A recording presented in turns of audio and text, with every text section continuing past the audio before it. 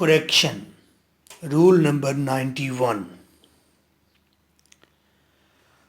Old, older, oldest. इसका मतलब है कोई पुरानी चीज या उम्र में कोई बड़ा हो. Elder,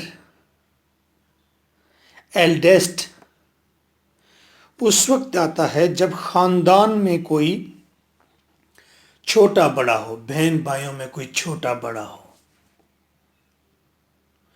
Jameel is older than I, Jamil मुझसे बड़ा है. जमील कोई और खानदान का है ना, मैं किसी और खानदान का, तो वो मुझसे बड़ा है, उम्र में बड़ा हो गया. This is the oldest building in the city dot. पुरानी, सबसे पुरानी इमारत है इस शहर की. ओल्डेस्ट आया है. अली इज माई एल्डर बिरादर. बिरादर आया क्योंकि भाई का जिक्र है, तो खानदान में बड़ा छोटे की बात हो रही है, तो एल्डर लगाया. Shazia is her eldest daughter.